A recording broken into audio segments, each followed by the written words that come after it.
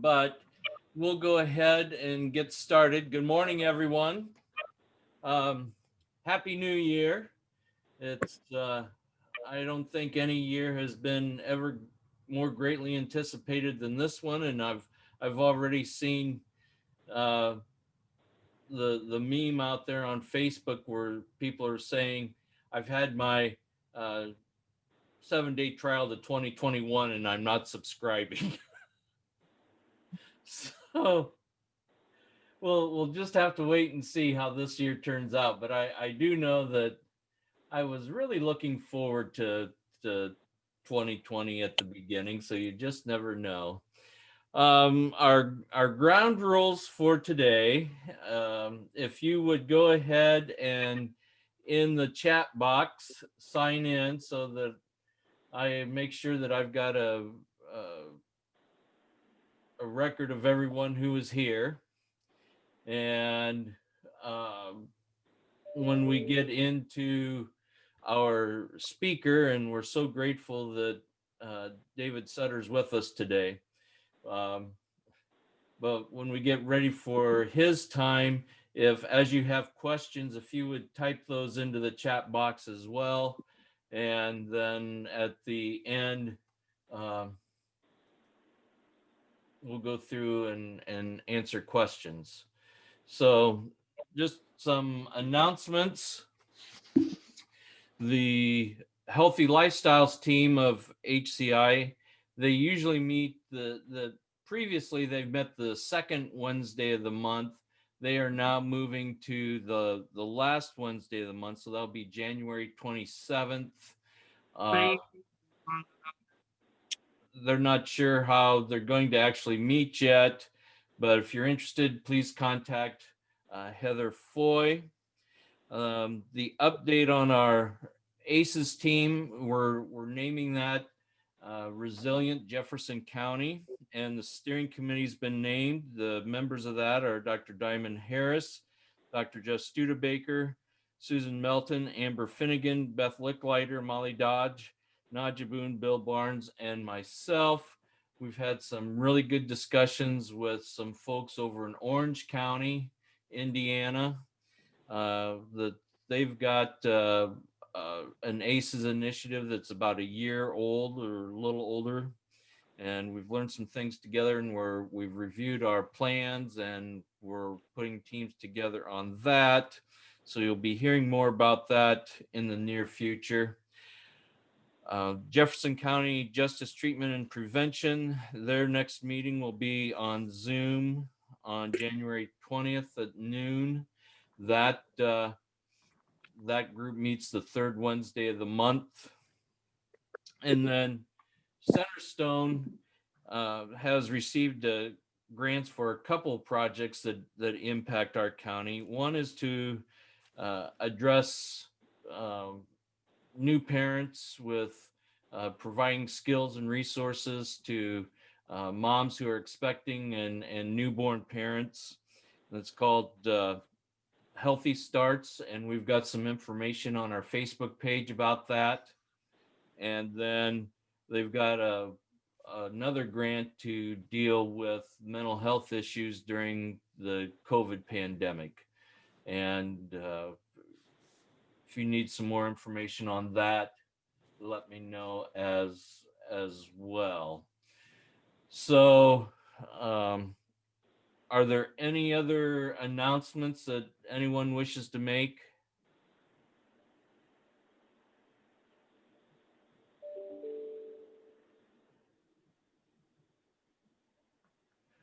Okay. Again, welcome. We're just so happy to have such a good crowd and getting this year off to a start. I am so pleased to introduce our speaker for today, and we know that the 2020 was a difficult year, and it brought um, many changes in our community, some for the better, some for the worse. But we wanted to hear from Mr. David Sutter because of his work as a prosecutor and how that has impacted how we serve so many people in our criminal justice system that are dealing with substance abuse. So um, we want to wave again, David, so that people just got on. He's a lifelong resident of Jefferson County. He graduated from Southwestern High School in 2005. After high school, he went to Northern Kentucky University, and after graduating from there in 2009, he enrolled at the Chase College of Law at Northern Kentucky. After, and if you're not, could everybody please mute themselves as well? After graduating from law school, Mr. Sutter was in private practice from 2012 through the end of 2017. On January 1st of 2018, he began serving as the Jefferson County Prosecutor after winning a caucus held by the Jefferson County Democratic Party, and was elected in November of 2018 to serve a 4-year term. Mr. Sutter is quite active in our community. He currently serves on the board of directors for Ohio Valley Opportunities, the Light White Boys and Girls Club, Community Corrections Advisory Board. He's also a big brother for the Big Brothers Big Sisters program here in our county. And he's previously served as a member of the Madison Area Chamber of Commerce, on the board as a board member for the Madison Area Chamber of Commerce and the Jefferson County Youth Shelter. He lives in Hanover with his wife, Kate, and their 2 children, Nolan and Harriet. He's an avid sports fan, enjoying watching the Cincinnati Reds, Cincinnati Bengals. Not so hot for the Bengals this season. Not so hot, no. And the Louisville Cardinals. And I have to say, David, that I grew up as a Reds fan, moved to Colorado, became a huge Rockies fan, still a Reds fan, but the Rockies and the Reds traded 2 terrible pitchers. So hopefully it'll be a better season for both those young men. But hopefully. Again, welcome, and the floor is yours. All righty. Well, Keith, thank you very much. And thanks to everyone for allowing me to come and speak to you all this morning. I always appreciate opportunities to do things like this. Sometimes, just with the way 2020 has gone and not getting a chance to maybe attend so many in-person meetings, but opportunities to do this in a virtual setting. I'm glad that Keith and KDH and everyone has helped to make this still happen. And so some of the topics that Keith had asked me to talk about were, obviously pertaining to substance abuse, and then some COVID related issues as it pertains to, the court system and prosecution. I've got my chat bar pulled up. I think Keith said that one way it's been working is people can either hold questions till the end or put them in the chat bar. I'll do my best as we go through, if there are questions, to answer them. Usually when I talk in person, I tell people just shout something out, wave your hand, but it's a little bit different. And I know that these settings can be somewhat difficult to engage in back and forth conversation, but certainly welcome any questions that anyone has. So I want to talk a little bit about our court system. And I know there are some folks that I obviously see and recognize that are very familiar with our court system, and some that may not be. But we have 2 courts here in Jefferson County. We have Superior Court and Circuit Court. The Circuit Court judge is DJ Moat, and the Superior Court judge since January of this year is Blaine Good. It was previously Mike Hensley.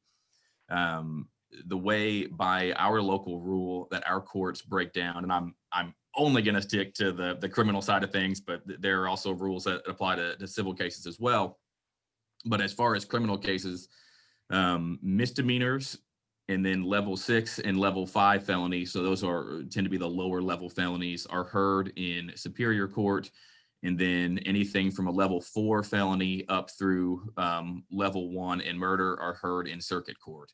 So as you can imagine, and I'm going to go through some statistics here this morning. I try not to bore people, I guess, with too many numbers, but I think it may kind of present somewhat some helpful visuals. So We, on average, in our office every year, and this is data from about 2015 on, file anywhere from 1,100 to 1,300 cases a year.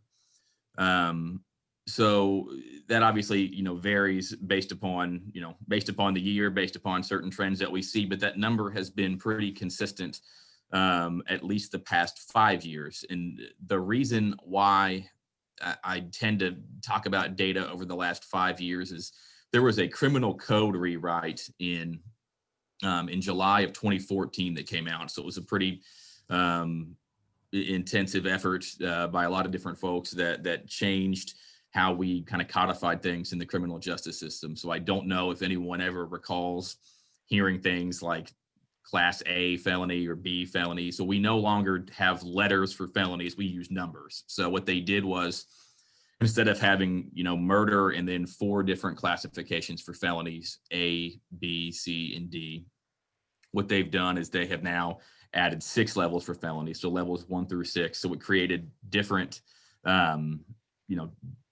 different categories and hopefully provided some more detail. I know it's gotten mixed reviews, I think, from all sides, but the data in 2015 would have been the first year that we would have been entirely operating under that new system where they recodified felonies. So as it pertains to substances, and I'll start this off, and I know this is a question that I get from a lot of different people, is what percentage of the cases that you deal with in the criminal justice system do you think are drug cases? And it's interesting. So I am able, and I just kind of show you, so I can print off a lot of different reports through the case management system that we have. So it's called the Indiana Prosecutor Case Management System, or PCMS, and it gives really good data. And I'm going to talk about some of that. But when we break it down by how many of those offenses on these papers show are drug offenses, it may be a quarter of the caseload. In reality, do I think how many cases are affected by substances in our community? I think it's probably upwards of 90%. So, for instance, if you have a possession of methamphetamine, that's very clearly going to be a drug-related case, right? Everyone's going to understand possession of meth involves a substance. We can track that. But a burglary, right, on its face, isn't a substance offense, right? There's no element of a burglary that has anything to do with the substance, but we see a lot of crime in a lot of things that are related to substance abuse in other areas. So when I say how many folks that have committed crimes here in Jefferson County also have substance abuse problems, I think that number is very high. So in looking at some data, when Keith had asked me to talk about some trends, we are seeing methamphetamine in Jefferson County, and that's I'm not saying that's all that we're seeing, but that predominates what we're seeing. So I know, Amber, there's some others in the room. There was a statewide opioid summit. I think it was in 2018. And every county, it was incredible, right? All back when we could all meet in person, because we couldn't have a meeting like this today. But all 92 counties had a delegation that they sent, which included judges, prosecutors, folks that worked in probation, folks that worked in corrections, mental health. I mean, it was incredible. And we were talking about this opioid problem, and of course we hear a lot about those things, and I'm not trying to suggest at all that Indiana doesn't or didn't have an opioid problem, or that Jefferson County didn't have an opioid problem. But after attending that summit, I went back and I started pulling some of those same reports that I was just kind of held up, and I said, well, we don't have an opioid problem here in Jefferson County. We have a meth problem. And so we can talk a little bit about why, I believe, and based upon information from a lot of folks, do I believe that we have a methamphetamine problem. But I just want to kind of give an example. So under those categories that I was talking about in terms of drug cases, which I'm going to just limit for purposes of these numbers to be cases where they specifically involve either the possession, distribution of drugs, there were In 2015, so going back to that first year that I pulled the data, 56 cases in Jefferson County where someone was charged with possession of methamphetamine. So 56 cases. And again, the numbers are relatively consistent with in terms of total number of cases filed. And then in 2019, that number went from 56 cases to 188. So if you're looking at that trend, right? I mean, you're looking at those numbers pretty much exploding in 4 years in terms of the charged cases where somebody was charged with possession of meth. In terms of the total number of drug cases, back in 2015, those 56 possession of meth cases constituted just under 25% of the total drug cases that were filed. In 2019, it was about 46%. So the prevalence of methamphetamine has trended upwards.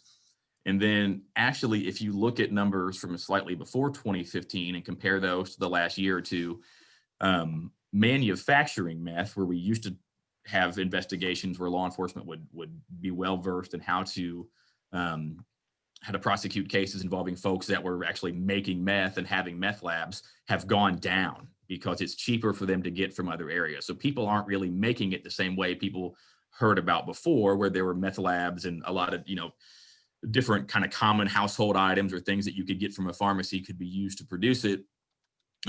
Certainly it's still possible for folks to do it, but because of the reduced price, and there's a lot of different factors that fall into that, it's cheaper and more readily available to just buy it, and it's better quality stuff than somebody here locally is going to make after going to CVS or Walgreens. So it's a pretty significant increase in meth cases. It's also interesting, and I don't know, I see Amber, I'm going to just pick on you. Can you unmute for a second?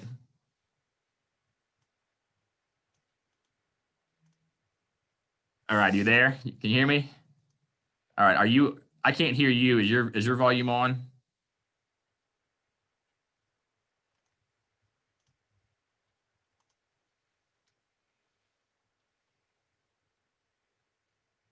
Okay, I'm not picking you up. I can see you. But anyways, I guess it was interesting to me that, so Amber was talking, and they keep a ton of stats. It's now for both, I think, probation and for Amber staff on community corrections, it's more likely that someone is going to test positive for methamphetamine than marijuana, which I think is really staggering right now. So, before, it was unfortunately very common for folks that would drop dirty or test positive when they were submitting to a drug screen at probation or corrections for marijuana. And not that it's uncommon now, but methamphetamine has now outpaced it, which is a significant issue and a significant problem that we're facing. So I see a question down here, and before I move on, I'll talk about that. So the Louisville paper has done a series of stories on drug trafficking coming from cartels in Mexico. Do we see that as a source for our county? So that's what we've heard. That's what we've heard from law enforcement and some of their investigations. So for a lot of reasons why I think this is a great community to live in, and a lot of the reasons why I like living here. I mean, geographically, we're situated kind of in a small rural area, but we're very close to Louisville. We're close to Cincinnati. We're close to Indianapolis, but even places like Lexington and Dayton. But we're seeing it come in from cities. So Louisville's a big area for it, but it is coming in through larger metropolitan areas, and it's unfortunately a good customer base here. And so that can certainly, present some challenges. So it's interesting. Again, some of those trends we're seeing as far as methamphetamine, and I'm going to stick to the kind of stay in my lane and talk about the criminal justice system, but this affects all parts of our court system, and what we've seen in some of the backlogs and things. And if anybody's ever been involved in a court case, I don't think anyone in feel free to chime in either in the chat or unmute yourself. I don't think anyone's always terribly impressed with how quickly things move through the court system. I don't know. I see some people laughing. I mean, there is swift justice, and there are some cases that can get processed through quickly, but we have a backlog, and I'll talk about some of the COVID related issues that we have. But one of the reasons why I feel like this increase in methamphetamine has created an even bigger backlog for our courts is it affects everyone. So I know a lot of people on some areas, and I'm going to stick a lot with meth, but other substances are just going to say, well, some of these offenses only really affect the drug user, and it just flat out couldn't be any less true. The number of cases that DCS has to get involved in where methamphetamine or parents' drug use is involved is also increasing at the same level.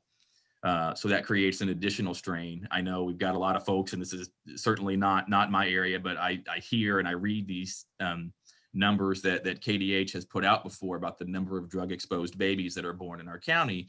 And it's these numbers can be alarming because it affects, again, the entire system. So in my office, in addition to criminal cases, we not only prosecute folks who are significantly behind in their child support obligations, but we assist parents or guardians, custodians of children in obtaining child support orders, in helping with child support collection. And the methamphetamine issue also affects that, right? It's unfortunately, folks who are addicted to methamphetamine have difficult times holding jobs, are not able to consistently provide support to their children. And then you'd have, oftentimes we have a lot of these overlapping cases or cases pending at the same time. So someone may have one or more criminal cases involving controlled substances. They may also at the same time be dealing with a CHINS case with DCS. And then they may also be dealing with a child support matter for not being able to pay child support as a result of not being able to be employed. So it's kind of from a system standpoint created, kind of a burden on where we are. So, and I always hear different people speak, and it's always nice to have, that really kind of terrible side of things, and then the positive, uplifting side where we talk about, what we're doing and how we're moving forward.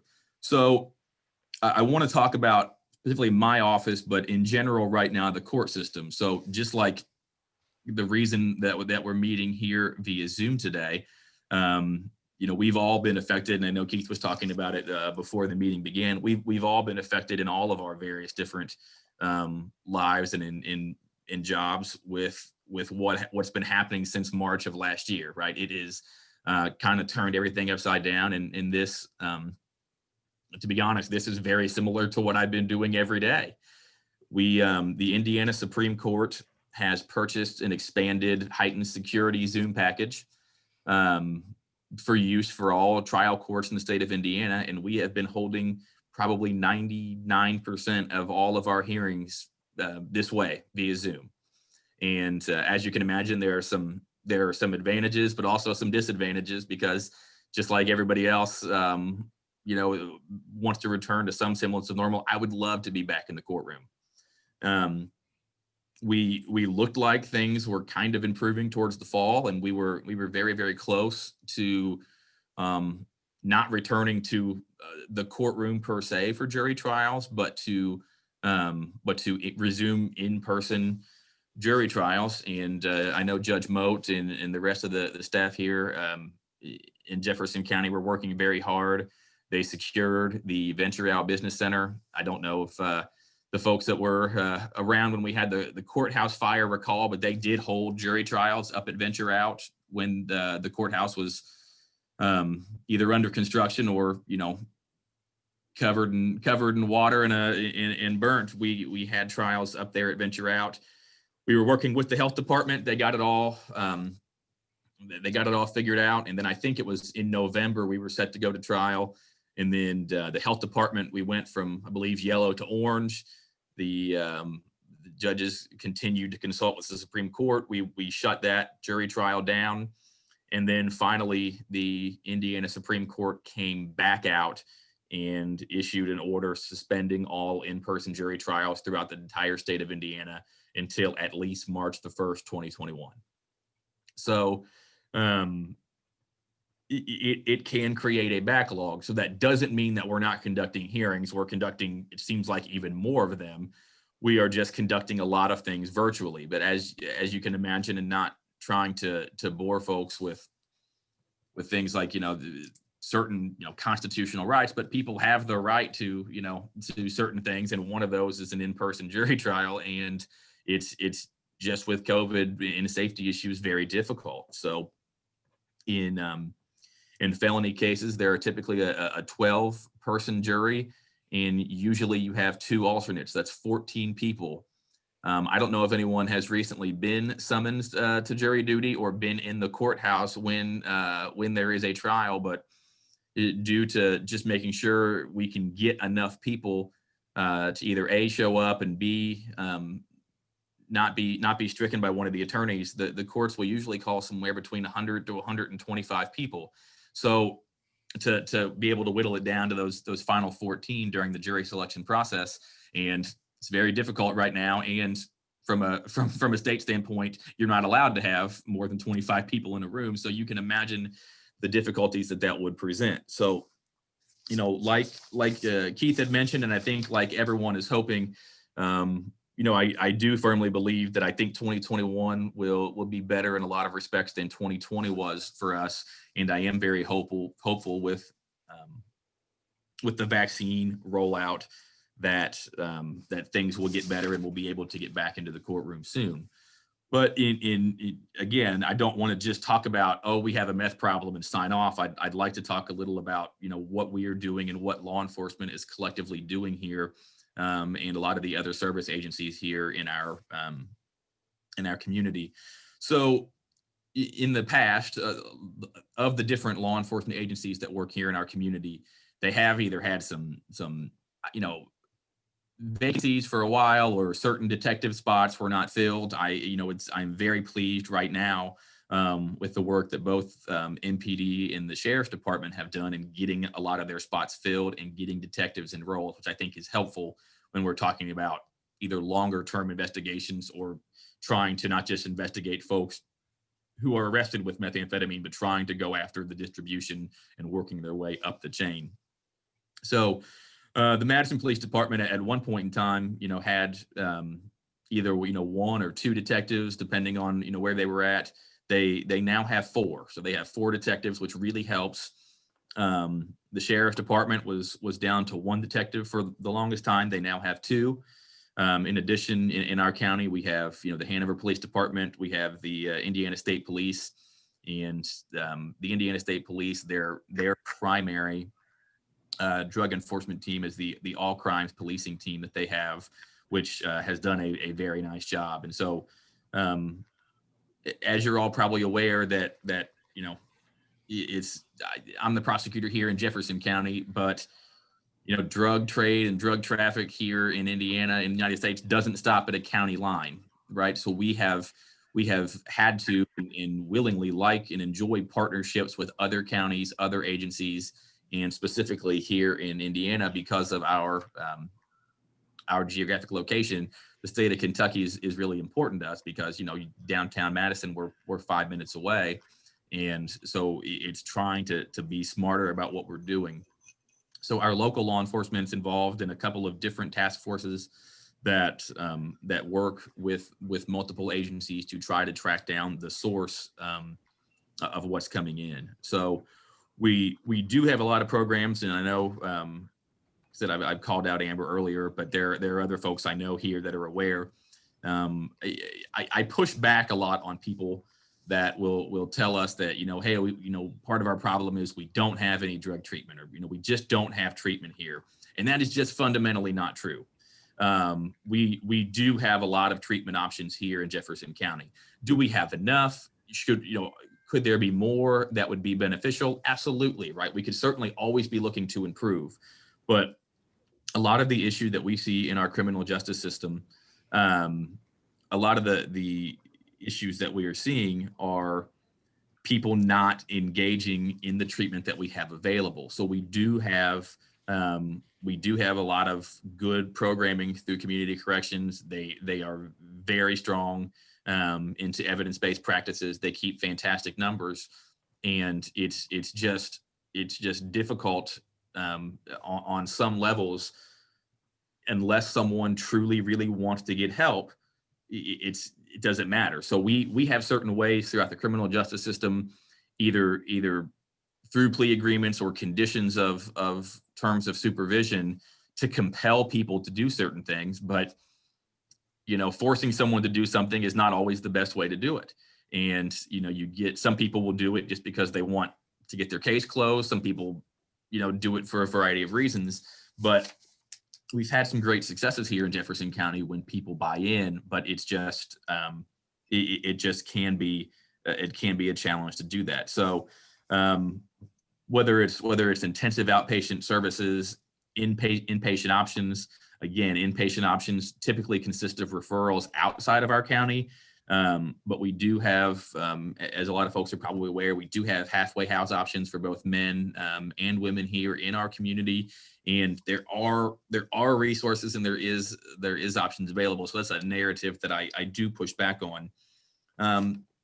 But it's at least for me, and my at least philosophy as far as prosecuting is, I think that we need to, and I strive to drive a real distinction between people who are dealing and people that are using.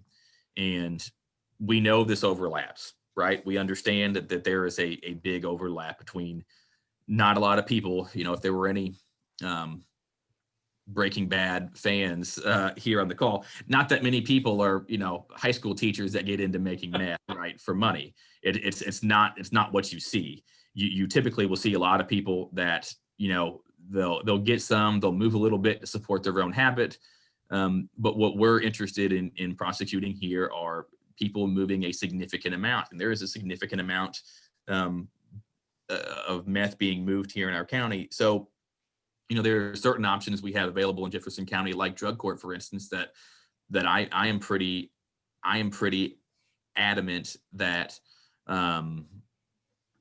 that drug court is not an appropriate place for someone who's dealing a significant amount of methamphetamine or any substance. I feel like it's not, certainly it doesn't mean they don't have a drug problem, but I believe that they're better served by receiving treatment at the Department of Correction and being removed from our community. Because back to that affecting the entire community part that I talked about, right? We see kids in schools having issues, babies born drug exposed. And I'm going to tell you what, that, I'm not going to talk about specifics of cases other than things that are public record, but there are just some things that happened in this job that I'm never going to forget. And I'm never going to forget responding 2 summers ago up to an apartment, and there was just a little baby that was dead. Both parents tested positive for meth, and then they did the autopsy on the baby, and the cause of death was ruled acute methamphetamine ingestion. And there are, I'm sure, a variety of different ways that a baby could get meth in its system. None of them are good. And so this kind of concept that, drug use and drug possession doesn't just affect affects drug users, it's I think absolutely not true. And that's a very extreme example, but it's incredibly tragic, and it's one of those things that when that happens like this in our community, it really kind of makes you pause to think that how many babies or how many infants are in situations like that, where their parents are either unable to provide proper care or expose them to dangerous situations because of drug use, specifically methamphetamine. So I've got a couple of questions here. One being, do conservation officers still participate in drug enforcement since meth is not locally produced in the woods anymore? They do. They do in different ways. But it's we have seen a shift in terms of a lot of the meth we're seeing it's not locally produced anymore. It's coming in from places. But certainly conservation officers, and I actually had a conversation with one yesterday afternoon about a case, but it's not not as prevalent for folks to be making it as much as it used to be. Not that it doesn't still happen, it's just not as prominent. And then another question, or more statement, it is the residential treatment that we need in the county. I mean, I think residential treatment options are certainly needed. They're certainly necessary. We do have some good options available to us. Again, they're not in our county. I keep going back though to people have to want to do it, and it's not just like anything. I kind of view, and I don't know how some other folks may feel about it, but the way I would feel about probation or success in treatment is kind of the same way I feel about school. There are some fantastic schools. We have great schools in our community, but it kind of is what you make out of it, right? I mean, you can go in there and pay attention and try and apply and really want to improve yourself, or you can just go through the motions. And, back to the drug court program that we have here in Jefferson County, we've had some good successes. We've also had some people that have gone through the motions, and it's just, again, I think that it's just all about what you get what you put into a program, in my opinion. And so it certainly would not hurt to have additional residential treatment here available to folks in Jefferson County, because we certainly need it, and there are certainly folks that would benefit from it being more readily accessible. So just a little bit more about my office. So there's myself. I'm an elected prosecutor. That's a state paid position. It's kind of interesting that we have. It's a bit of a hybrid model. My office, I'm technically the prosecuting attorney for the 5th Judicial Circuit. Back in the day, people may remember, it's been maybe over 10 years or so, but we used to be in a combined circuit with Switzerland County. They got their own circuit. So now the 5th Judicial Circuit is solely comprised of Jefferson County. In addition, I have a chief deputy that used to be now Judge Good. And then since the 1st of January, it's Melissa Campbell. So I was happy to get someone as skilled and qualified as her on board. And then we also have an additional state paid prosecutor in my office due to the fact that we have a women's prison here. So there's a statute that allows for us to have an additional state paid deputy because we have a correctional facility. And then we have a county funded position that handles primarily the caseload in Superior Court. And if you recall those numbers I talked about before, when we had 1,100, 1,200 cases filed a year, we file about 150 to 200 cases, and about 1,000 cases are filed in Superior Courts. Our Superior Court deputies have a big share of the number of cases, but as you may imagine, some lower level cases can get disposed of much quicker than cases that tend to be more complicated. We have an additional deputy position that works in Superior Court. We also have a deputy position that is a bit of a hybrid that does child support enforcement and also some criminal. And then I was very fortunate that I had applied for a grant through the Indiana Criminal Justice Institute to get a drug interdiction prosecutor. So I thought that'd be important to talk about today. So I'm actively receiving applications and interviewing people for that position right now, but we were funded an additional position. Right now it's going to be grant funded, but both the county commissioners and the county council have given me their blessing to proceed with this. But it's because of that need that we have, and you saw those specific the increase in those cases is why they granted our application. So it will help my office to be able to prioritize and work more closely with all law enforcement, specifically trying to get that vertical model of prosecution going after key sources of distribution. So got a question here. What would be the top 3 things we could do as a community to help those in need engage? That's a really, really good question. So, one of the things I feel like is really the most important is trying to get people to understand. And I know it's difficult. And again, I keep picking on you, but Amber, if you want to chime in on this, I know it can be tough because, we had a participant that was we had moved to terminate from our drug court program, we had a hearing. And then prior to that hearing, before the judge, there was a pre-sentence investigation report prepared, and she told the probation officer preparing that report that she doesn't have a drug problem. And it's baffling to me. That's the part where it's getting people to understand that she was someone who admitted to the crime that got her placed into drug court. That was a crime that also included a charge of neglect of a dependent, because she was involved in a methamphetamine bust by the Indiana State Police where her child was present. And her response to probation was, I don't have a drug problem. And so if people believe they don't have a drug problem, it's really going to be a challenge for them to accept treatment, because they feel like, and she told the judge, she goes, I could stop anytime. And, the only question I could think of, and I didn't ask it, but it was in my head, is, well, then why don't you, right? If you could stop all this on your own and didn't need anyone's help or support, then please do. But I think that would be a number one for me. I think is identifying that. Another one would be, and I think we're already doing this as a community with groups like this, but one thing that I've even seen in the short amount of time since I have been practicing law here in Jefferson County, and even shorter time being prosecutor, is before it seemed like we had a lot of different groups that were kind of doing somewhat of the same thing, right? They may have been doing slightly different things, but now I think we do a much better job of collaborating with entities and getting a lot of the appropriate people into the room, which I think is part of the discussion.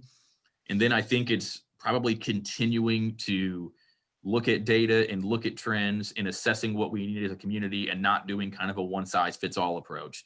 Because just as I was talking about the prevalence that we're seeing in meth, we are actually kind of seeing some things come back around, right? So it does seem like there's a lot of effort spent enforcing specific things. Like we talked about, we had a statewide opioid summit, definitely necessary. We did a lot of things, but now it seems like we don't have as bad of an opioid problem as maybe we had 5-10 years ago, and maybe not even here in Jefferson County right now. But if we put all our eggs in one basket of just meth, we also need to probably be looking at other areas, because we are seeing heroin and things like that creep up. So staying on top of things and not doing a one size fits all approach. So that is really kind of all I have. If anyone has any more questions, please feel free to unmute yourself and let me know, or put it in the chat bar. But before I take some questions, I just wanted to give a couple of quick plugs for some things that my office is doing that I am very proud of. One, as far as child support collection, there are 4 different national and state level performance measures that we are all in Indiana and across the nation scored upon, and the child support division of my office was above the national and state performance measures in all 4 categories again this year for the 2nd year in a row. So I'm incredibly pleased for that work.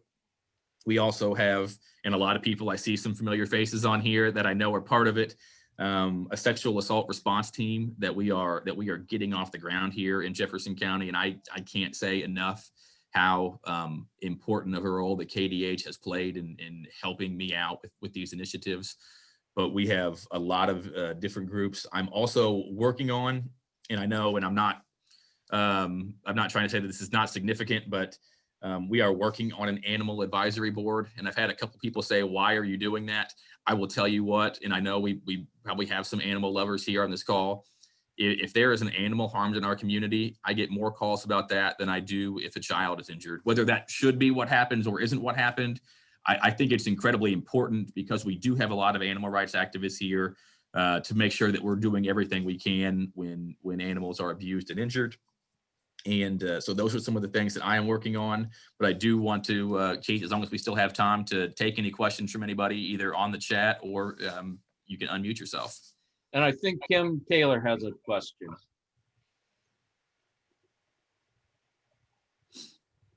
Sorry about that.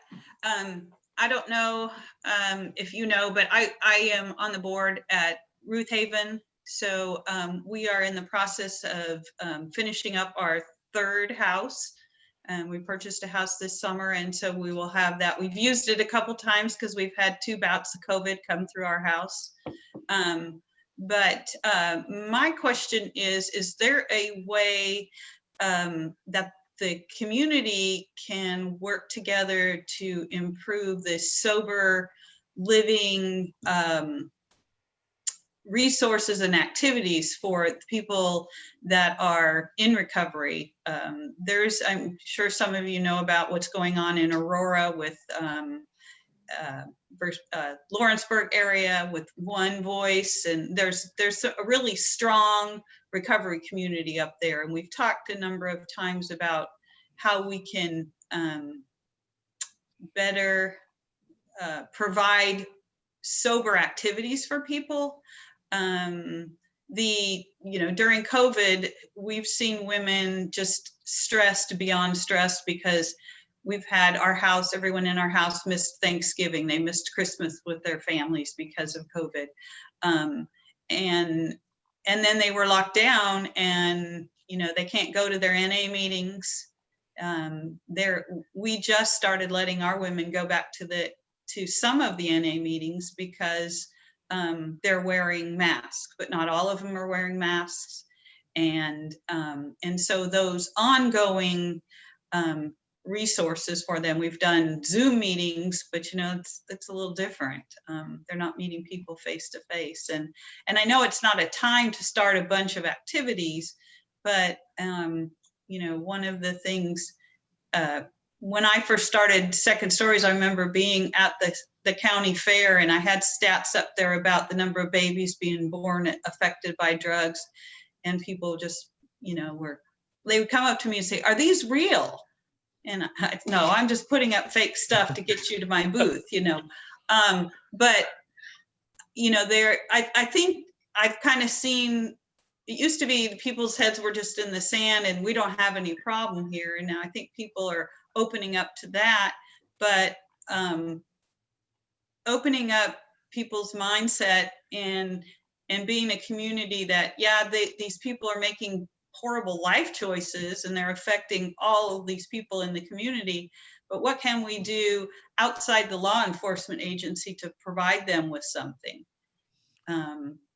Some kind of, we try to keep the women that have graduated our program involved in being sponsors and different things like that, but it's tough. It's even tough to find sponsors in our community, women sponsors, because they're not staying sober long enough. Yeah, I'm glad you did say that, though. That was, kind of, one of the potential things I was thinking about when you were speaking was getting people involved that have been through recovery, right? I think that's one of the biggest things that we have. I know that Amber has recently, Jefferson County, we now have someone actively involved. Mm-hmm. Services who's a peer recovery specialist. That, to me, that's really just an invaluable resource that we have, and not saying this, but I mean, oftentimes, we have different people as part of like the drug court team. They're not going to relate to me, right? Or a judge, or even Amber, or some of the therapists on there, but somebody who has been there and can say, I have been through this. Not only is it a good example of where you can get to, right? To say, look, I'm, look at what I'm doing now, look at where I'm at, but someone who, when someone is going through things, can be helpful. Not that I was apprehensive about it at all, but I think what's interesting is that I can see, at least through the drug court process, is the peer recovery specialist that we have now is probably one of the first ones to call BS on a lot of the participants, right? So she can see things even faster than I can, right? She can call it on them, and again, when she does it, it's a little bit more relatable because she's been there before. So I think, kind of the end of your question is probably, one of the answers that I would suggest is that's the community we need to tap into, is the people who are in recovery and who have been successful and moved past it, because they will help not only with being great examples of how to get there and help guiding someone through the process, but can help more easily relate to individuals that are currently in that mindset of addiction. So that would, to me, be something I think is more helpful. Can you guys hear me? Yes. Yes. Oh, yay.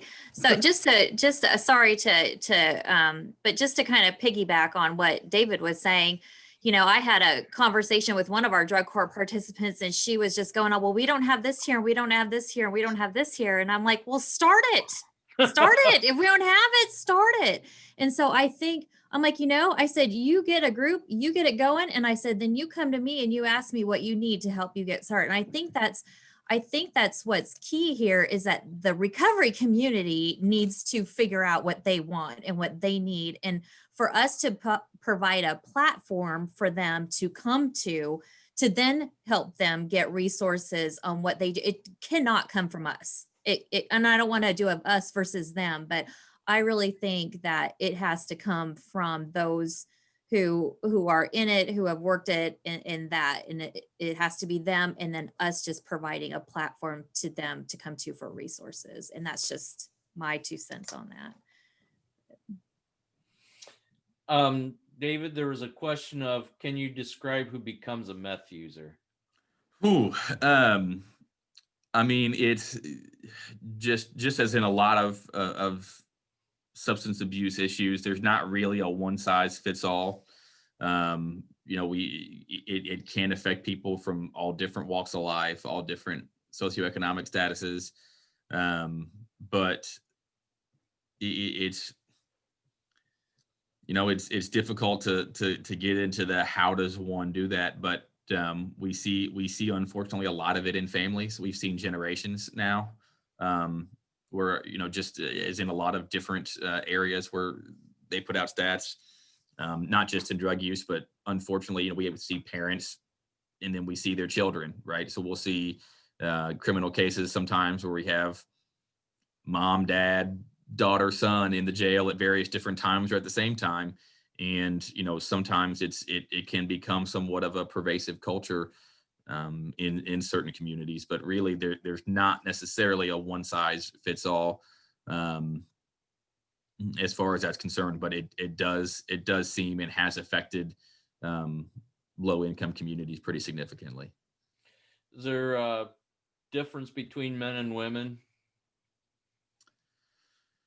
I mean, our numbers would suggest we have more male offenders than female offenders, but we have a large number of female offenders now. So I guess yes and no. We do have more cases with male defendants, but the numbers are trending up, both male and female.